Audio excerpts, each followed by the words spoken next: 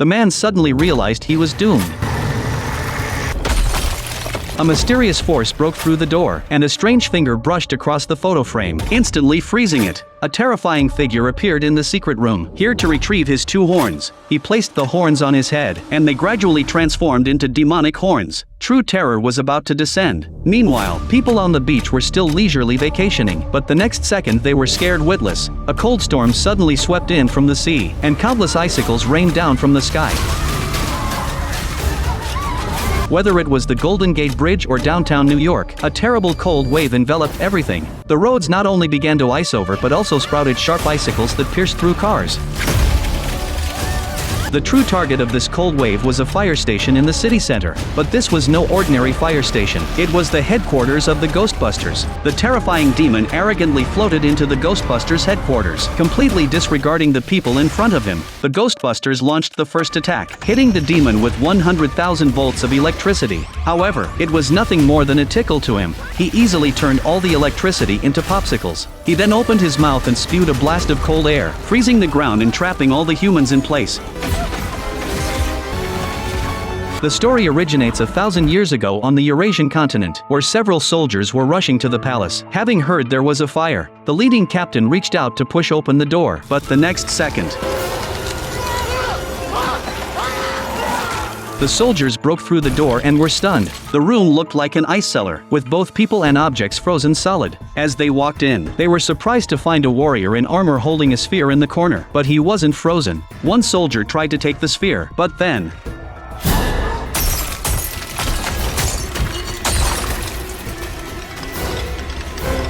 1,000 years later, the Gruberson family was speeding through downtown New York in a peculiar vehicle. Suddenly, a manhole cover was blown off the road, as if something was trying to break out from below. The girl Phoebe warned everyone that a ghost might be coming out to cause trouble. No sooner had she spoken than another manhole cover flew into the air, and a flying ghost dragon burst out of the sewer.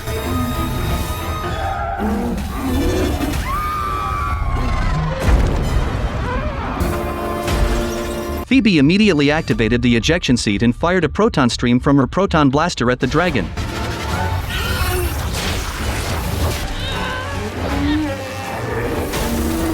Then her brother Trevor released a remote-controlled car, seemingly to capture the ghost dragon, but it wasn't very effective. So they launched a drone to intercept the dragon from the front.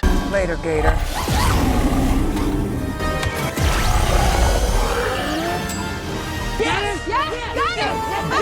But Gruberson, too excited, failed to notice the vehicle ahead and swerved onto the sidewalk in a panic.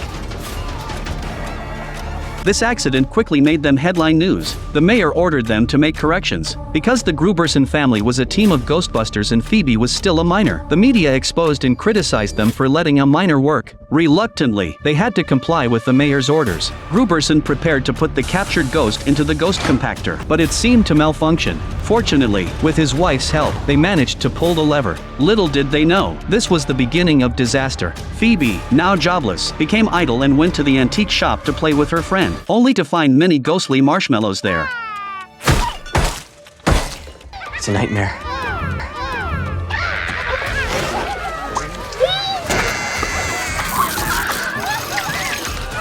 It's disgusting.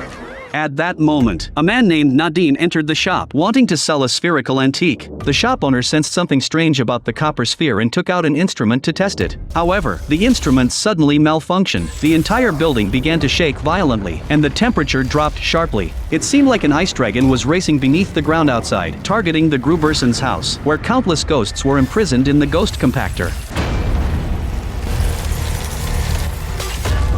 The shop owner knew the copper sphere was extraordinary and immediately bought it for $100. Nadim, delighted with the money, didn't notice the nearby flames approaching him. Meanwhile, Gruberson noticed cracks appearing on the wall near the ghost compactor and felt worried. Trevor also saw some unknown, extremely disgusting liquid dripping from the roof. He climbed up to the attic to investigate and found it filled with garbage, with something seemingly moving inside. He prepared to clear the trash, but the next second,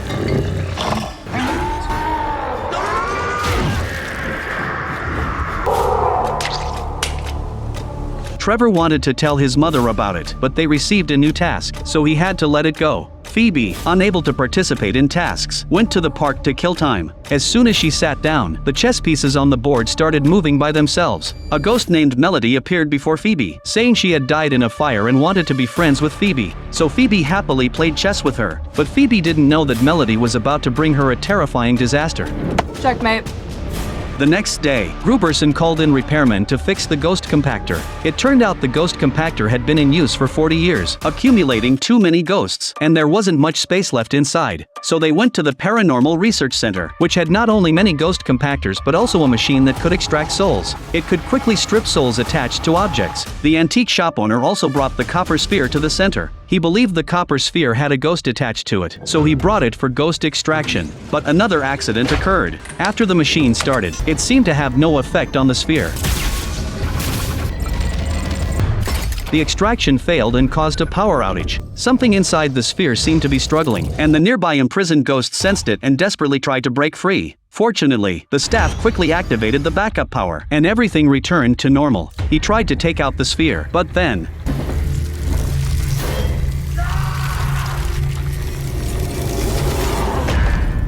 due to the sphere's influence, a terrifying cold wave swept out again, rapidly spreading beyond the street, freezing everything in its path. The ghost compactor at the Gruberson house was also affected, with icicles forming all around it. Meanwhile, Melody was walking down the street, unfazed by the approaching cold wave, and even started communicating with it.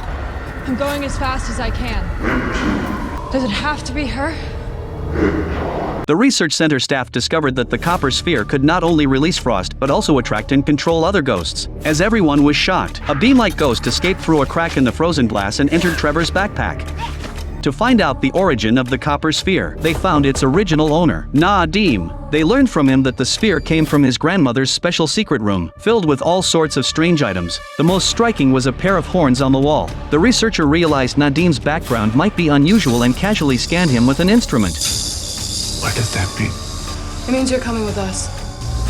So Nadim was taken to the research center for testing. Faced with various strange questions, Nadim gradually became irritated. As his emotions fluctuated, the nearby flames also became agitated. This made everyone realize that Nadim might have superpowers. To uncover the secrets of the copper sphere, the antique shop owner took his son and Phoebe to an ancient library. The librarian was shocked when he saw the photo of the sphere and immediately found an ancient book. It turned out the copper sphere was a magical prison that held a ghost named Garacalla. Legend had it that 4,000 years ago, Garacalla served a bloodthirsty king named Samdari, who defeated 7 countries in succession and helped the king conquer most of Central Asia. However, the king suspected Garacalla of plotting to seize power, so he imprisoned Garacalla and removed his horns, which were the source of his power. Enraged, Garacalla broke free and assembled an army of the undead. They used terrifying frost as their weapon to exact revenge on humanity. After killing all his enemies, Garacalla finally met his nemesis. The opponent used powerful fire magic to defeat him and trapped him in a sphere with fire and brass. The person who sealed Garacalla was known as a fire master. To prevent Garacalla from escaping, the fire masters recorded the method of sealing him on a black ring.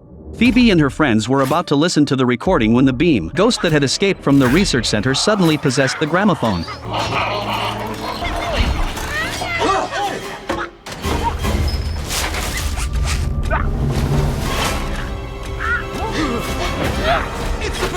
They quickly chased after it, but the garbage bag moved swiftly and soon disappeared outside the library. While Phoebe and her friends were rummaging through the garbage heap, the librarian suddenly spotted the garbage bag hiding on a nearby stone lion. The antique shop owner tried to climb up and grab it, but the next second, the stone lion came to life. It lunged at the shop owner, about to bite off his head. Phoebe immediately took out the proton blaster from the car and instantly shot off the lion's tail, which completely enraged it. Unfortunately, at the critical moment, the proton blaster suddenly malfunctioned. Although they managed to deal with the stone lion, the black ring that contained the sealing method was also destroyed. Due to Phoebe violating the mayor's orders by taking action again, she received severe criticism, and even her parents scolded her. Phoebe felt very wronged. Instead of being praised for her heroic deeds, she was blamed by everyone. In a fit of anger, Phoebe decided to run away from home. At that moment, Melody appeared beside Phoebe, constantly comforting her. Phoebe was surprised that her family didn't understand her, but a ghost did. Phoebe suddenly had a bold idea. She took Melody to the research center and activated the soul extraction machine because she wanted to try interacting with Melody in a soul state. Although the process was painful, Phoebe eventually succeeded. Phoebe wanted to give Melody a hug, but she didn't expect it to be all part of Melody's plot. I'm sorry. It turned out that Melody had made a deal with Garacalla. In their conversation last night, Garacalla promised to help Melody reunite with her family in exchange for her luring Phoebe to extract her soul. Garacalla couldn't control humans but could control souls. As the controlled Phoebe began chanting incantations, the copper sphere floated up and gradually disintegrated, and Garacalla descended. The staff on duty heard the disturbance and immediately rushed over, attacking Garacalla with proton blasters. But it was nothing more than a tickle to him. He lightly blew, turning the proton streams into ice.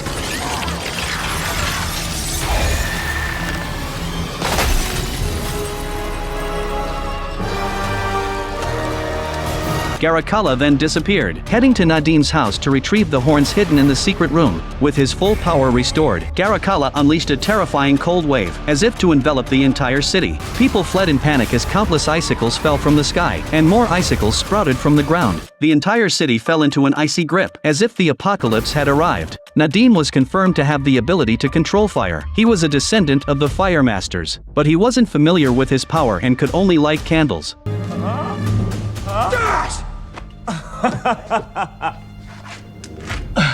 Right. Right.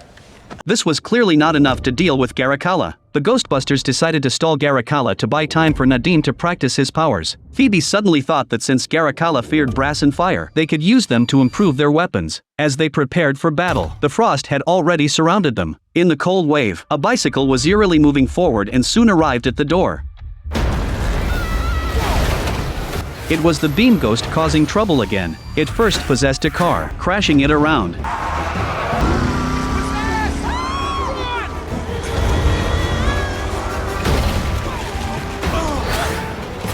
Then it turned into a paper airplane and flew away. When the Ghostbusters approached to check, it sneaked into a proton blaster and activated it. Oh, shit.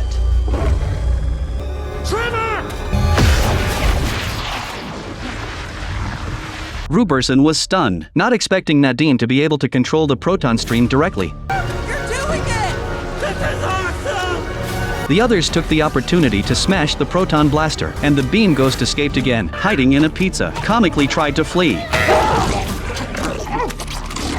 It turned out to be the same ghost that had teased Trevor in the attic, unexpectedly helping at a crucial moment. But the real boss had just appeared, and the Ghostbusters immediately went into battle mode. Garacalla was too powerful, freezing everything in his path, even cracking the ghost compactor. Everyone realized the danger and launched a counterattack, but the result... At the critical moment, Nadine made a grand entrance wearing the armor left by his grandmother. Look, dude, I'm probably your worst nightmare. He took out a lighter to use his powers, but it suddenly wouldn't light. Does anyone have a light? I quit smoking in the 90s. Garacalla mockingly took the lighter from him and lightly blew. Garacalla then spewed a cold storm from his mouth, trapping everyone in place. As Garacalla began chanting incantations, the ghost compactor cracked open, and a beam of light shot into the sky. The numerous ghosts imprisoned in the ghost compactor all rushed out, controlled by Garacalla, and attacked the crowd. Phoebe struggled to get up and shot at Garacalla while he was casting spells.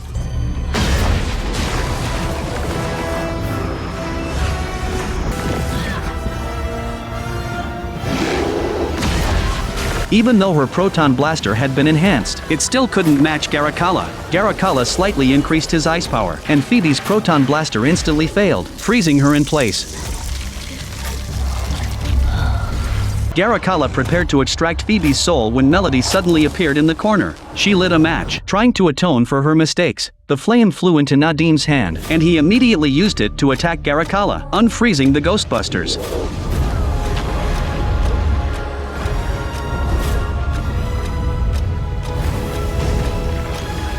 They combined their powers to launch a powerful attack on Garacalla, with dazzling electric lights and flames intertwining to bind him, but it still couldn't kill him. A Ghostbusters member suddenly thought that since the ghost compactor was empty, they could seal Garacalla inside. While Phoebe and the others distracted Garacalla, they quickly went to the basement to activate the machine. A powerful suction immediately enveloped the unsuspecting Garacalla.